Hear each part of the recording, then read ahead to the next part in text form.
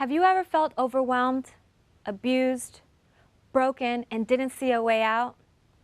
I have, but I turned the rocks that stood in my path into jewels in my crown. I am Nkoronsu Sintai Song, the founder of the Queen Society, and I know that there is a queen in you.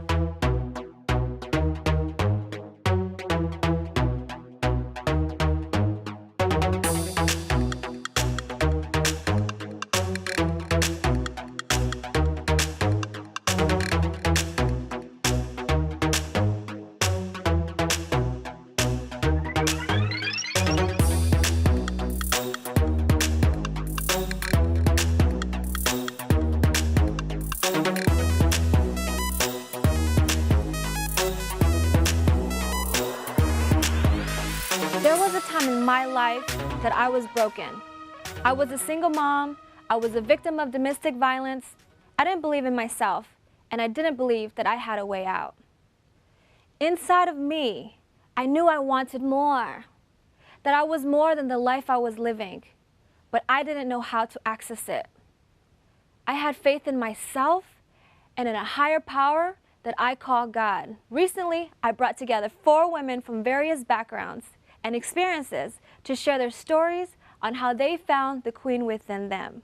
Tressa Smallwood is the CEO of Life-Changing Books and co-founder of Megamind Media. She's a former teacher who resigned from teaching in 2003 to fulfill her dream of becoming an entrepreneur.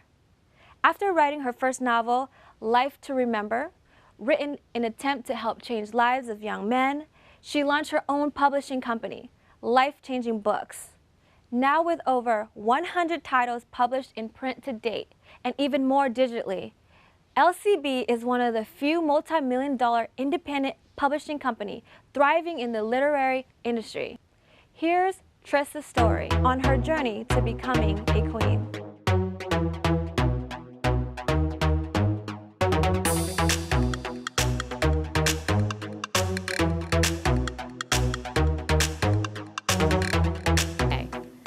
All right, so let me take you back to 2001. I was a school teacher at the time, and I knew I wanted to be an entrepreneur. I just didn't know in what industry. I just didn't know how to get started. And most people nowadays, when they want to become an entrepreneur, they have the same feelings. It's like, okay, how do I get started? What do I do? What are my first steps? What's my second step?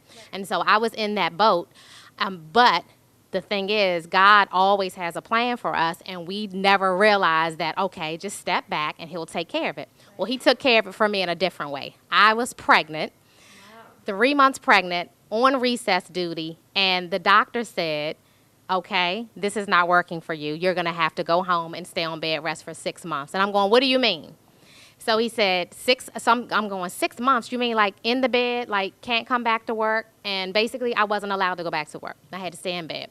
And so that was my moment to become an entrepreneur. Okay. I knew that I had a lot of skills. I was fearful, though. Yeah. I didn't know. I said, okay, what if people don't like it? What if people don't come, support my business? And so I just started praying about it. And then a family member came over and said, you should write a book. So I'm going, write a book? I never wanted to be an author, never wanted to write a book, but I'll do it. I have 6 months to hang out and do whatever, okay? It was that or flick the remote control for a couple of months. So I wrote my first book in 2001, and I studied the industry like crazy. I was on the internet. I had my family members bringing me books on how to be a publisher. Self-publishing was not popular back then. And so I did every single thing that I could possibly do to make sure I was successful at it. When I had my daughter 6 months later, I released my book, I want to say the first part of 2002. I sold 5,000 copies within the first 2 months and made 40 grand. For me, it was really just making the decision to believe in myself because there were so many naysayers around me. My grandmother, my aunts, they were all, educators. And they were like, are you going to leave your good job, girl? You got a master's degree in education and you going to leave your job to become an author? Are you kidding me? Like, that is a jump. Yeah, they didn't believe in it. And I had a lot of other people who said, well, what are you going to do after the first book? And, they're like, I know a lot of authors who have day jobs. What are you going to do? And I'm like, I'm going to make this work. Yeah. And so for me, I think I became successful when I stopped listening to other people. That one book that I published in 2002, turned into a multi-million-dollar publishing house by 2005. Wow. So I went from making $40K to $400K in less than 5 years. Honestly, I believe that there was just a greater plan for me, because even though I wrote that book, and by the way, it was a fiction book called A Life to Remember. It was my first book. My journey after that, I wrote 4 other fiction books, but I believe it was all to set me up for what's going on in my life now, because I write nonfiction books. I teach people how to publish books successfully and follow in my footsteps, but I also produce movies based on the books that I've published. So I just believe it was all a stepping stone just to get me where I am now. I help others daily, and it's weird because a lot of times people will say, you inspire me, you motivate me to do more, and I'm going, well, I'm just like you. I don't see myself as, this person that can do things that other people can't do, but I always make sure that I take a step back and say, well, you know what, they were in the same position that I was in. And it was all about fear and not believing in myself. And now, I'm like grabbing you by the shoulder. Believe in yourself. Don't listen to those people. You can do this. Yeah. We got it. And fear normally comes from the fear of unknown, right? So you want to do something, but you're like, how will these other people feel about it? We always want we want to be accepted by everyone else. So the first thing to do is forget about everybody else. Okay? If it works for you and you've prayed on it, don't worry about them, okay? The second thing you can simply do is say to yourself, as long as I have a plan, you need a plan A, you need a plan B, you can overcome that fear, because you know that no matter what, if this doesn't work out, it's okay. It's okay. The last thing I would say is just get rid of the fear of failure. Failures help you. I have failed numerous times. Okay. I mean, I can't even explain to you how many times I failed. Yeah. But those failures help me in other areas. And every time I take another step forward, I can say, okay, you know what, let me think back to this experience. Mm-hmm. So it's okay to fail. Yeah. Yeah. And if you don't have a little bit of fear, the dream is probably not big enough. Right. If it's like, oh, I got this, it's okay, I know everything, then that means everybody can do it. Me personally, I don't like being average, and so I want to go after something that everybody else can do. We warn people against the fear of not proceeding with the goal or dream. But when you go for it, there will be a little bit of fear, and it's okay. It's positive. I believe that we all have a strength that is meant to be shared with the world. Yes. And it's just a matter of finding it. Like, what is your greatness? Okay. And a queen is someone who understands her strengths. A queen is someone who understands what she has to share with the world, and it doesn't matter what anybody else thinks. Like, you can hold your head up high and be fearless. That's a queen. Yes. And be ready to readjust your crown when it starts to, tilt a little bit. After finding out she was having a difficult pregnancy, Trista had to think of different ways to make money. She was able to tap into her natural God-given ability and maximize her income. She is fearlessly chasing her dreams. It's on us to stop sexual assault. To get in the way before it happens. To get a friend home safe. And to not blame the victim. It's on us. To look out for each other. To not look the other way. It's on us to stand up. To step in. To take responsibility. It's on us, all of us. To stop sexual assault. Learn how and take the pledge at itsonus.org. Life's taught me a lot, and I'm ready for more. Well, you're not the typical kind of candidate that I hire. But you are exactly what I'm looking for. Your company could be missing out on the candidates it needs most. Learn how to find a great pool of untapped talent at gradsoflife.org. Maggie Francois is the brains behind one of the district's successful event design firms. Maggie is a firecracker, blending her signature style, innovative ideas, and creative magic to deliver inspire one-of-a-kind productions. And she's done all this from humble beginnings. As you will see, Maggie knows what it's like to struggle and what can happen when you believe in yourself.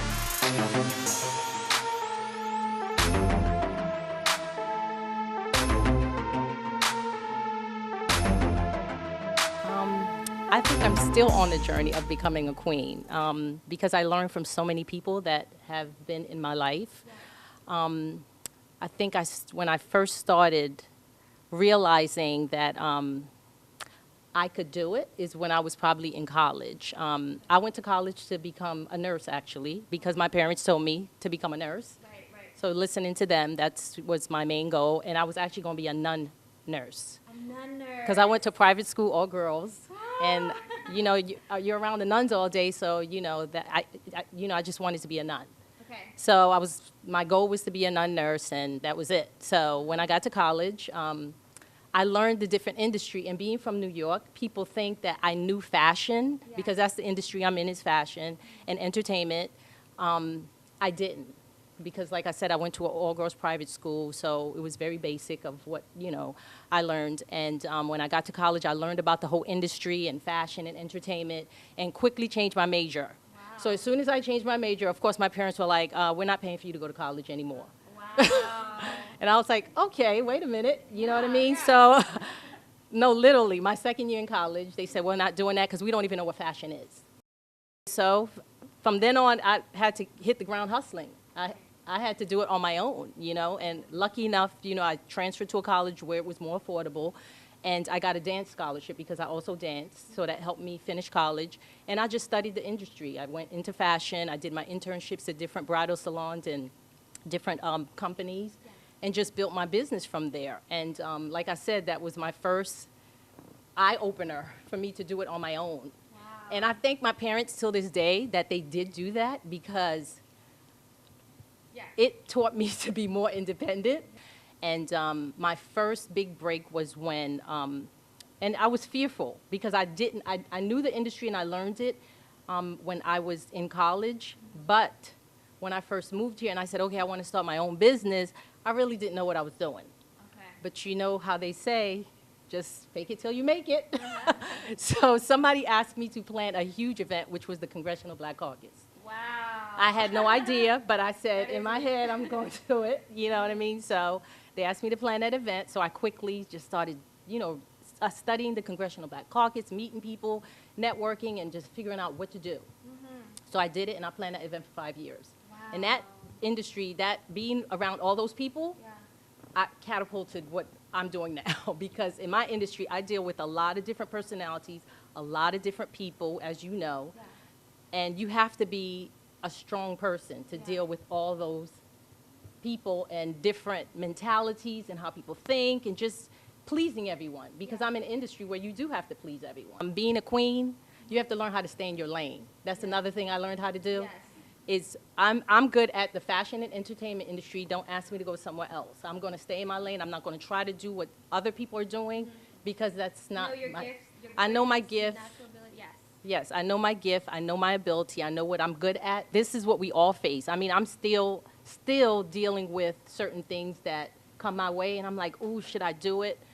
I've had opportunities come to me within the past, I would say, months, so many of them. Yeah. And I'm like, oh, I don't know if I should do it, but yes, I should do it. You know what I mean? It's all about that, and just, overcoming all that. I've had 3 life-threatening near-death experiences in my life.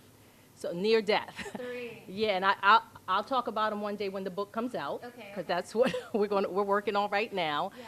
And I've overcome all those. I've never let that stay in my way. Right. And that's what I tell people. It could be the littlest thing. Don't let it stop what you're doing. She decided that she's not going to be defined by her downfall. Instead, she's going to keep living each day like it's her last. Maggie wears her crown through her attitude.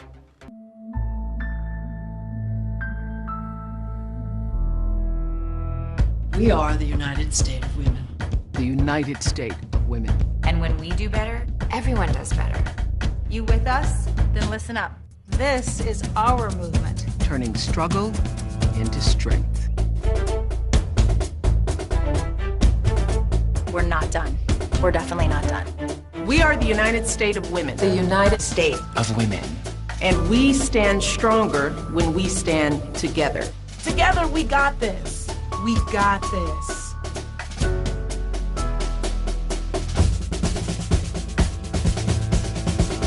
Columbine. Virginia Tech. Tucson. Aurora. Fort Hood. Oak Creek. Newtown. Newtown. Newtown. Newtown. How many more? How many more? How many more colleges? How many more classrooms? How many more movie theaters? How many more houses of faith? How many more shopping malls? How many more street corners? How many more? How many more? Enough. Enough. Enough. Enough. Demand a plan. Right now. As a mom. As a dad. As a friend. As a husband. As a wife. As an American. As an American. As an American. As a human being. For the children of Sandy Hook. Demand a plan. No more lists of names. It's not too soon. It's too late. Now is the time. Before we all know someone who loved someone on that list. No more lists. No more. Who they might have been. No more. If we had just done something yesterday. It's time. We can do better than this. We can do better than this. It's time. It's time. It's time for our leaders to act. Demand a plan. Right now. Right now. You! Demand it! Enough. Enough. Enough. Enough. Sierra Range is the owner of Limitless Living, a full-service creative coaching and consulting enterprise designed to empower individuals to pursue the power of personal growth. Growing up in an underdeveloped, crime-ridden community in Orlando, Florida, Sierra learned very quickly the importance of tapping into her inner strength and her higher self. Sierra lives by the mantra, "We are enlightened when we recognize innate gifts and talents, but we are empowered when we utilize them." Here is Sierra's story on becoming a queen.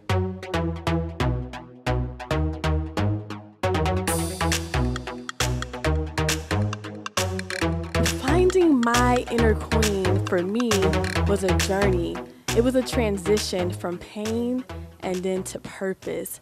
You know, I've always known there was something greater in me, but sometimes it takes for something within you to break, for you to just experience that breakthrough, something that propels you and empowers you to seek greater for your life, to seek more for your life. I grew up in a very poverty-stricken area. I grew up around a lot of drug addiction and poverty. So for me, I've always wanted more. I've always pushed myself to do more. I was the first person in my family to get accepted into college and to graduate. And so that was the one thing that got me started. That was the one thing that, ignited my pursuit of purpose. And whenever you decide to stand taller, to be bolder, to pursue more in your life, all of a sudden, it seems as if all hell begins to break loose. And I believe that is the universe's way of challenging you to see, how bad do you want it? How much does it mean to you? How hard are you willing to fight? How much are you willing to give and sacrifice? Because it takes a lot of sacrifice, it takes guts, and it takes courage. But it's something about our dream that we must remember. God's plan will always, always, always trump your dream. And you don't need to stand in the way of that. Sometimes you have to surrender to what God's will is for your life. And that was when I decided to unleash my inner queen. Got accepted into Pepperdine University, and I was getting ready to move over to LA from Phoenix. And in that transition, it was very hard for me to find a place to live. It was me and my 2 daughters, and my grandmother had recently fallen ill. She was actually on her deathbed, and she needed support within her final days. And so she moved from Florida with me to Phoenix. And it was during those 7 months that, life began to get really challenging for me. My plan was to move off to LA and go to Pepperdine and live my life in LA on the beach. That was what I had in mind. But God wanted more. He knew what he was doing. He knew that there were certain things within me that needed to break. He knew that there were certain things that I needed to learn about life just to position me for what he had next for me. And so during that time, my grandmother came out to stay with me. And within those 7 months, her health deteriorated, and she eventually passed away. And I was standing next to her on her bedside, holding her hand. And her final words to me in our final conversation was, "Be all that you can be." I remember a conversation that we had, and I asked her, "What is your dream?" And she never had one. She said she never had one. She had moved from Georgia to Florida, and she was a maid, and she worked cleaning up, and taking care of rich people. So for her, that was the life. So she had never seen herself in a higher light. And it's so easy for us to see greatness on everybody else. We can see success on everybody else. But when it comes to us, sometimes it's hard to imagine, what does success look like for me? What does that look like for me?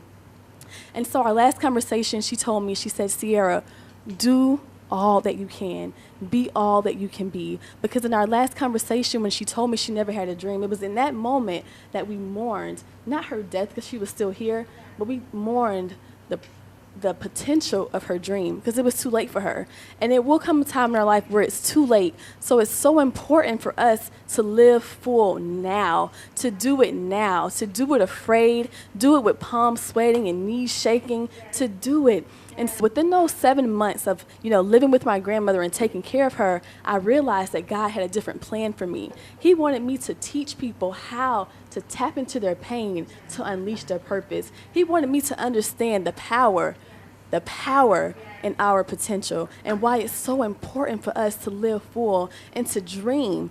And not just to dream, but to take action, to take steps in the direction of our dreams. That's why he created us. He created us with greatness. I feel it's an injustice. It's a tragedy and an injustice to go back to where you came from, reaping the same gifts that you were sent here to unleash.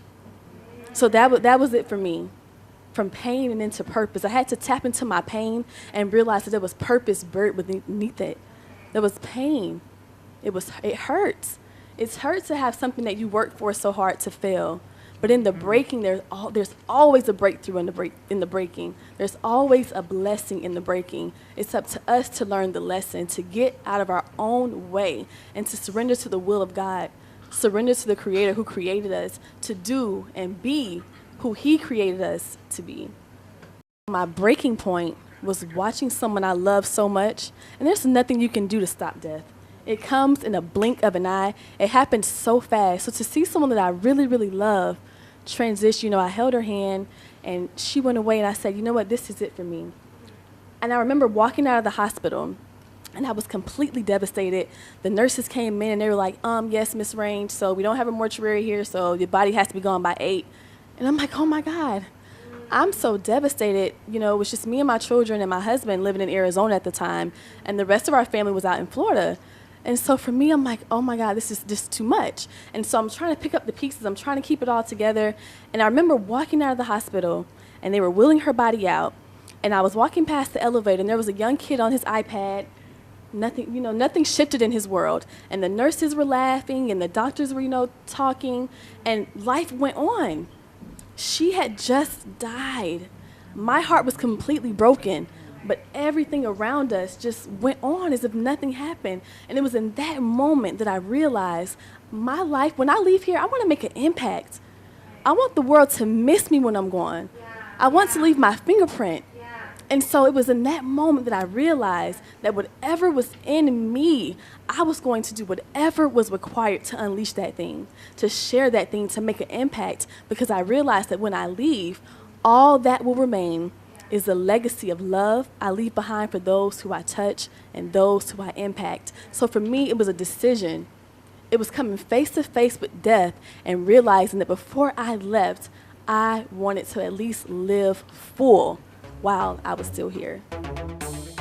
Having a strong will and a natural desire to pursue a better life, Sierra gained strength from her struggles and realized that everything she had endured conditioned her to be an example of limitless possibility for at-risk youth.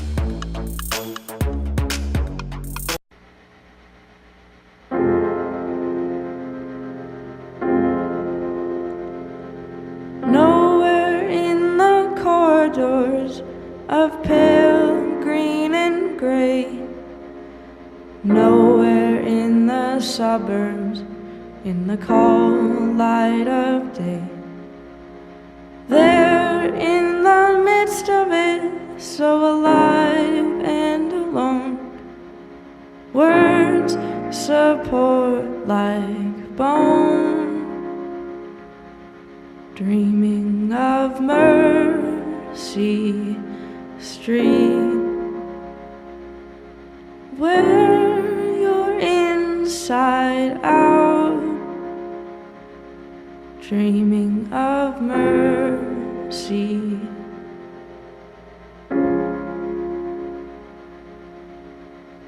They said a bottle was just a bottle.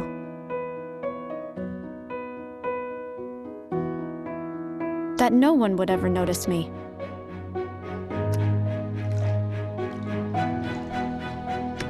But I knew I could be more. That one day, I would make people smile.